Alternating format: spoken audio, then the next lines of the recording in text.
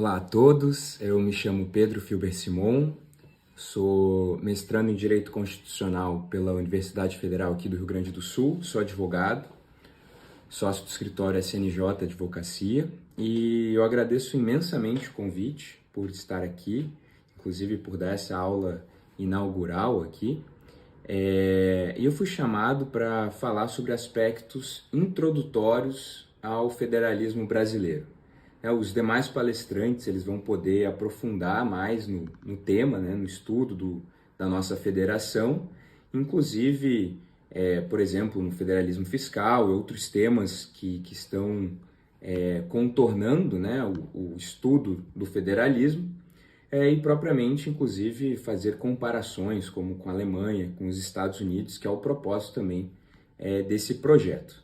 Mas realmente vou me ater aqui a introdução ao tema para a compreensão e para um início de conversa para avançarmos ao longo dos nossos estudos, dos nossos debates e com o avançar do curso.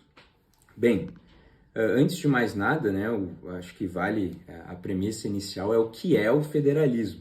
E o termo federativo refere-se ao modo como se dá a divisão espacial do poder político, buscando conciliar elementos da unidade, que são indispensáveis para a manutenção de uma soberania, de uma integridade nacional, e o respeito à diversidade da unidade federativa, e que vai resultar no quê? Num poder federado, que é exercido pelos entes federados, um poder federal, que é da titularidade da União, enquanto ente federativo central, e um poder nacional, que é composto justamente pela soma desse poder federal com o federado. E para que serve uma estrutura federativa? O Brasil, por ter uma geografia, uma dimensão continental, composto por várias regiões que são diferentes entre si, e que a história mostrou não ser apenas recomendável, mas até mesmo necessário, como um imperativo de governança, a adoção da forma federativa de Estado. Mas também tem uma outra característica que serve também, alguns autores trabalham com essa perspectiva de limitação do poder, porque o poder pode ser limitado tanto pela separação de poderes, mais clássica, digamos em linhas gerais, o executivo, legislativo e o judiciário, pela separação territorial, e é a questão do federalismo, e também, claro, pelas declarações dos direitos individuais, pela proteção propriamente pelo direito, pela Constituição. E o federalismo, então, cumpre esse papel, com esse requisito de divisão do poder territorial. Divide-se o território e as competências entre a União, os estados e os municípios, e assim o poder, então, há uma concorrência entre os entes e limita-se assim um ao outro, evitando que haja uma concentração excessiva, o que poderia acarretar abusos e a limitação das liberdades individuais. Então, é o Estado federal, que é a forma de Estado que mais concede autonomia às unidades, vão permitir que as unidades, os Estados-membros, por exemplo, eles possam constituir poder legislativo, poder judiciário, um poder executivo. Isso já não vai ocorrer em estados unitários, por exemplo. E a história do federalismo brasileiro, ela é bastante complexa, Desde a proclamação da República, lá em 1889, o Brasil não lida bem com a sua federação, com a sua estrutura federativa. Nós sempre tivemos um governo central forte, isso foi ao longo da história brasileira, Podemos pegar desde lá, como eu falei, da proclamação da República, passando pela era Vargas, pelos militares, até hoje, mesmo a Constituição da República de 88, que tentou romper com esse aspecto, ainda não foi muito eficaz, não foi feliz na sua tentativa de diminuição do poder central. Mas isso remete, assim, isso tem uma ligação com a nossa própria história. Por quê? Porque o nosso federalismo, quando surgiu lá pelo decreto número 1 de 15 de novembro de 1889, que foi o decreto que após a Revolução, após a proclamação, né, da República, transformou o então Império Brasileiro num Estado federal. E a doutrina fala que isso foi um federalismo de segregação, né, que desagregação, porque o Brasil, então, um Estado unitário, faz uma segregação e divide o seu território em unidades federativas. Embora até o termo federação signifique, pelo vernáculo, associação, no Brasil ocorreu uma desassociação, uma separação. Mas nesse momento se transformou então as antigas províncias em unidades federativas, né? E não é, até o historiador o João Camilo de Oliveira Torres, ele vai dizer que não é como se fosse que as províncias estivessem naquela histórica manhã de setembro, reunidas então e se agrupando para a criação de um poder central. Não foi isso, né? Elas, na verdade, estavam fazendo parte do Estado unitário, não faziam parte do movimento e o que ele brinca é que ficaram sabendo da federação por telegrama. Seja como for, o Brasil, então, criou um sistema federativo de cima para baixo, né? A União faz os Estados-membros dependerem dela, contra a autonomia dos próprios Estados, não de baixo para cima, como aconteceu em vários outros países.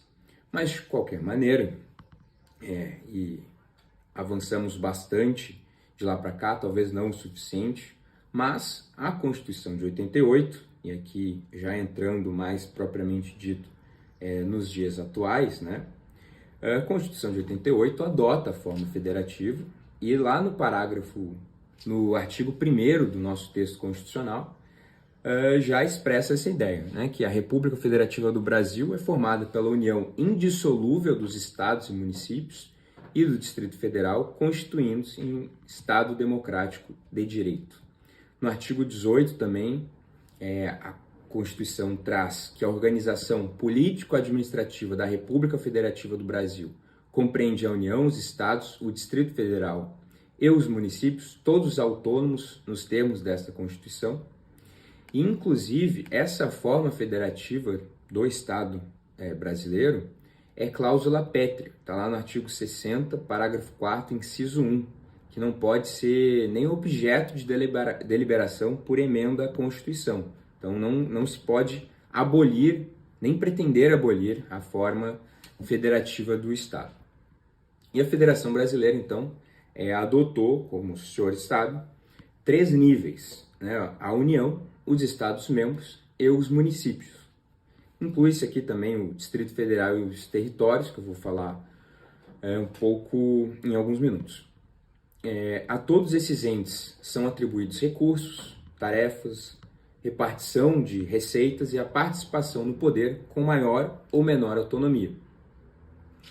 A Constituição ela adotou a repartição de competências por ordem horizontal, que é que se separam radicalmente as competências de cada ente, né, atribuindo-se cada um deles uma matéria própria que eles podem definir, matérias, digamos, que são privativas a esses entes, mas também competências verticais, que é aquela dividida entre os entes em diferentes níveis, né? Eles concorrem com relação a essas competências e alguns, por exemplo, a União faz normas gerais e assim sucessivamente os estados, os municípios, normas mais específicas dependendo das suas características. Pois bem, como a Constituição então trata da união, né, na separação de competências legislativas. A União, pelo texto da Constituição de 88, acaba tendo uma função aqui de soberana. Ela tem mais poderes, ela manda mais internamente, possui uma ausência de subordinação, né, o texto regula, entre os artigos 21 a 24, né, as suas competências. O artigo 21 fala das competências da União, que são uma série de competências, vai desde declarar a guerra até emitir moeda, por exemplo, são chamadas as competências exclusivas da União. O artigo 22 fala das competências privativas. Essas, em tese, poderiam ser delegadas aos estados, né? E aqui vai, dentro do artigo 22, nos seus incisos, fala do direito civil, direito penal, direito do trabalho. No artigo 23, trata das competências comuns aos três entes, aos municípios, aos estados e à União. E aqui fala da possibilidade de legislar em matéria tributária, urbanístico, direito urbanístico, na proteção da infância e da juventude, por exemplo, entre outros, né? E o artigo 24 fala das competências da União concorrentes com o Estado. Então, os dois podem legislar nessas matérias, cabendo à União normas gerais e especificidades locais a cargo dos Estados. Com relação agora aos Estados-membros da nossa federação, eles têm, né, autonomia, né, têm direito ao autogoverno, embora limitado, são detentores de órgãos, funções, demais elementos necessários, né, claro, para o seu funcionamento, mas é um poder derivado, acaba sendo bastante restringido pela Constituição. Os Estados-membros, como eu falei ali no início, eles acabam dando a forma típica de uma federação, né? Uma federação precisa dos Estados-membros para existir, mas eles podem ter outros nomes em outras federações, como províncias, como é o caso da Argentina no Canadá, por exemplo, mas a nomenclatura em si não interessa tanto. O que interessa realmente é a divisão territorial, né? E é a partição de competências. E a Constituição de 88 concede, embora limitada, algumas competências aos Estados-membros. O primeiro artigo 23 é o já citado, que é a competência comum aos três entes, que eu mencionei. O artigo 24, também que eu mencionei, fala da competência concorrente da União com os Estados, cabendo à União as normas gerais e aos Estados uma atuação suplementar. E o artigo 25, parágrafo 1º, trata da competência residual. O parágrafo diz que são reservadas aos Estados as competências que não lhes sejam vedadas por esta Constituição. Então, realmente, é uma competência residual que o que remanesce fica ali para os Estados legislarem. E esse até cabe pontuar, um dos principais problemas do federalismo brasileiro, que são dadas exageradas competências à União, são dadas também competências aos municípios, e restam poucas aos estados em si, né? Não tem nenhum artigo que trata de competências específicas e exclusivas aos estados, como eu falei. Mas eu vou voltar ao final dessa exposição, quando eu for tratar de alguns aspectos críticos do federalismo brasileiro, eu volto a essa ideia. Mas enquanto falamos dos estados, vale destacar aqui também o Distrito Federal. O Distrito Federal, né, é um sui generis, e ao longo da história ele já teve maior ou menor autonomia. Com a Constituição de 88, ele foi bastante equiparado, né, aproximado ao patamar de Estado-membro.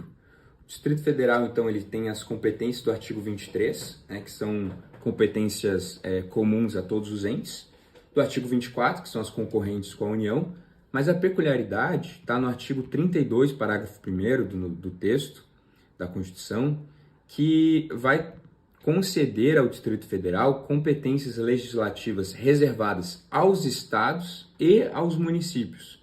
Então, o Distrito Federal tem essa peculiaridade, né, de cumular as competências legislativas estaduais e municipais. Também, já que estamos tratando aqui dos estados, vale falar dos territórios federais, né, mas apenas para pontuar aqui, um breve parênteses, na verdade.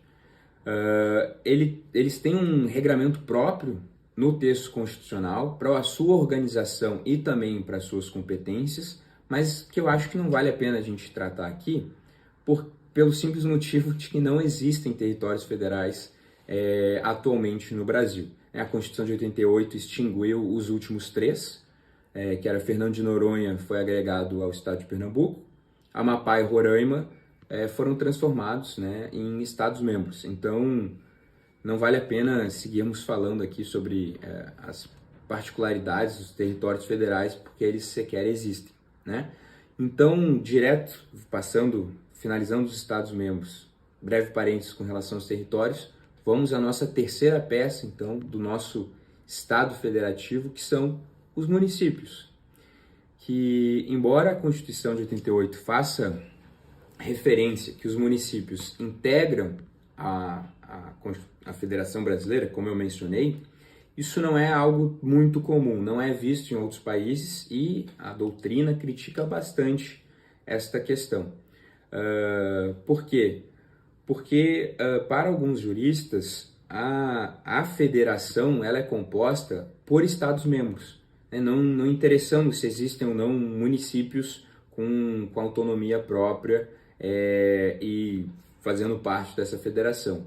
Por exemplo, não existe uma Câmara de Representantes dos municípios, como existe um Senado para os estados, por exemplo. Ou não existe um Judiciário Municipal, como existe um Judiciário Estadual. Então, para alguns pensadores do federalismo brasileiro, eles vão dizer que os municípios deveriam ser melhor classificados como divisões político-administrativas dos estados, e não como um ente autônomo e participante da federação. Mas, seja como for, vale pontuar isso, né? A Constituição de 88 deixa claro que os municípios são, sim, um ente federativo, é uma unidade própria, uma unidade política própria, dotado de autonomia e que, como eu falei, isso está expresso em cláusula pétrea, que inclusive não se pode alterar. Pois bem, pelo texto constitucional, os municípios, já mencionei por 2 vezes, agora a terceira vez, têm a competência comum aos 300 do artigo 23, né, que todos podem legislar sobre as matérias, e o artigo 30, especificidade dos municípios, que fala expressamente sobre as suas competências. E aqui destaco 2, que é legislar sobre assuntos de interesse local, né, da sua cidade, e suplementar a legislação federal e estadual no que couber. Com isso, a gente finaliza essa análise das competências legislativas para breve compreensão e início desse estudo sobre o federalismo brasileiro, mas eu julgo importante aproveitar essa oportunidade para, desde logo, já tecer algumas críticas que comumente se faz ao federalismo adotado no Brasil, né? Seja em livros sobre o tema, seja em palestras, seja em discursos no Congresso Nacional. É bastante comum, muita gente fala que precisamos rever o Pacto Federativo, mas poucos estudam com profundidade e entendem o que está por trás, né? Qual que é a teoria por trás de tanta crítica. Mas claro, né, não perdendo o meu objetivo aqui de ser breve, sucinto e apenas trazer ideias inaugurais que certamente os outros palestrantes vão poder aprofundar ainda mais ao longo do curso. A primeira crítica que se faz bastante, e eu acredito que ficou claro com a minha exposição sobre as competências de cada um, é a excessiva centralização, né, da nossa estrutura federativa nas mãos da União. Acaba-se centralizando grande parte da fatia do poder nas mãos da União. E a Constituição de 88, sob esse ponto de vista, avançou muito pouco com relação às constituições anteriores. A descentralização é um conceito administrativo, não é tanto um conceito político, que pode ocorrer com ou sem a federação, né? Existem regimes unitários que são mais descentralizados do que algumas federações, como é o caso do Brasil, que é uma federação altamente centralizada. Aos estados, eu já mencionei antes, né, foram dadas pouquíssimas competências, né, que eu falei que tem artigos de competências concorrentes e competência residual dos estados, não tem um artigo próprio falando das competências que os estados têm exclusivamente deles, né? E diante desse cenário, a gente percebe que a Federação Brasileira acabou por sacrificar autonomias dos estados, sendo que os estados-membros deveriam ser os principais autores de uma federação. E é o que se vê ao redor do mundo, né? O rol de competência da União é tão extenso que quase não remanesce nada para os estados ou para os municípios. Há uma nítida hipertrofia da União, e isso acaba sendo ainda mais agravado, e que, claro, não vale aqui eu entrar nesse mérito, nas especificidades, porque teremos palestras específicas sobre o tema, mas isso é mais agravado quando a gente analisa a concentração de receitas fiscais com a União, né? Então não é a centralização de competências legislativas apenas, é isso cumulado com a centralização de riqueza também.